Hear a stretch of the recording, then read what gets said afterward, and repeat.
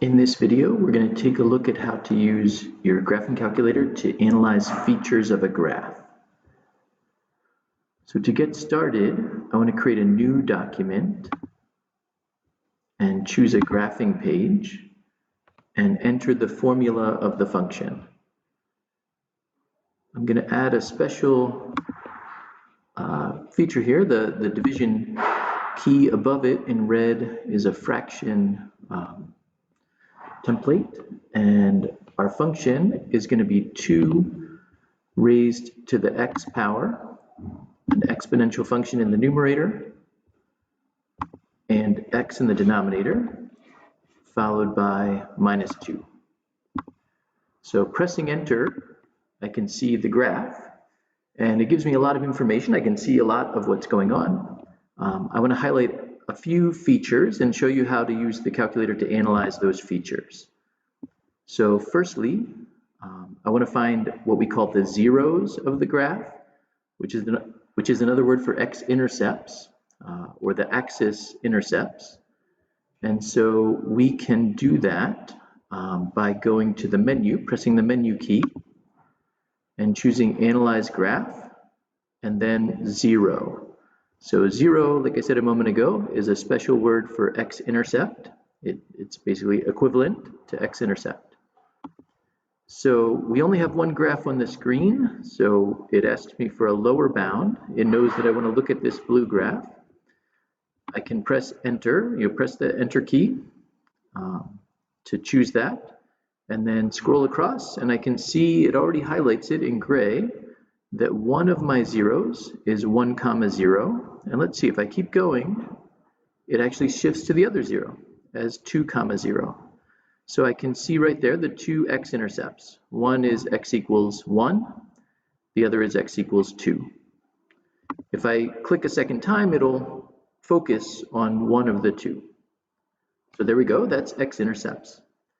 Another feature, well, actually, before we move on too far, let's think about y-intercepts.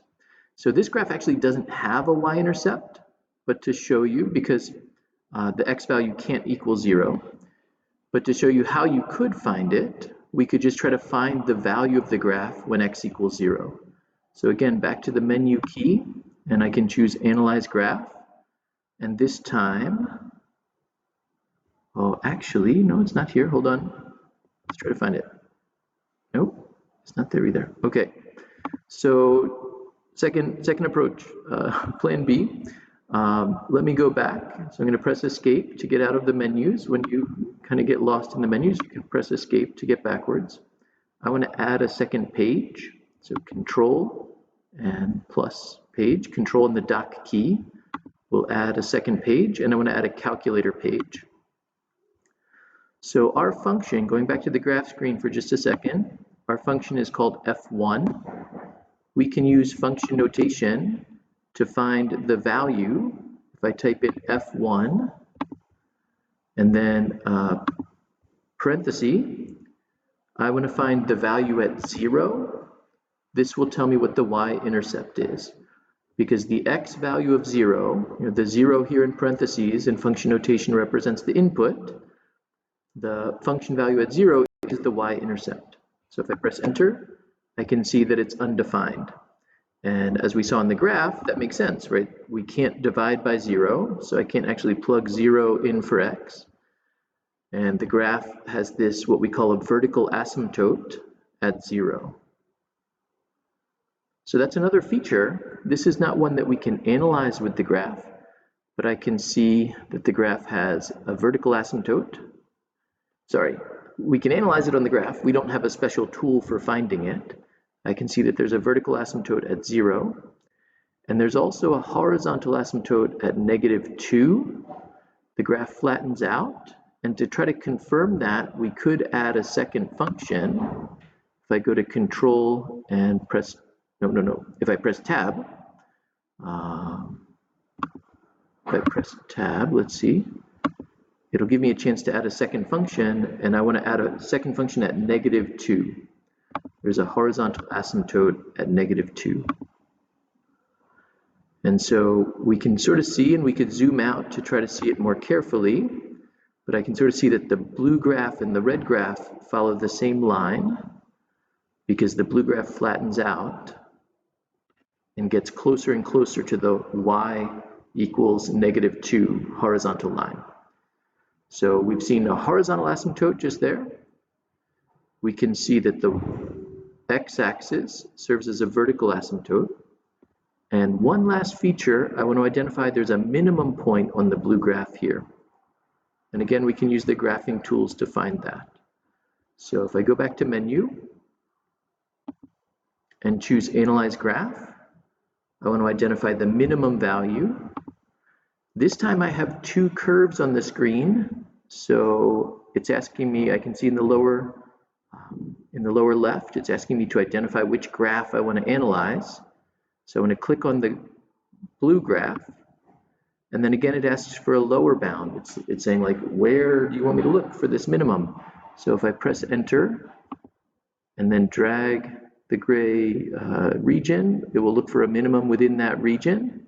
And again, it highlights in gray a minimum value. If I press enter again, it'll show that more boldly. It still has, notice, it still has the 0 on there, but now it also shows this minimum. When x equals 1.44, we get a minimum value of -0.116. This is called a local minimum. It's not the smallest value on the graph overall. There's smaller y values on the other part of the graph when x is negative, but it is the smallest in its neighborhood. So it's called a local minimum.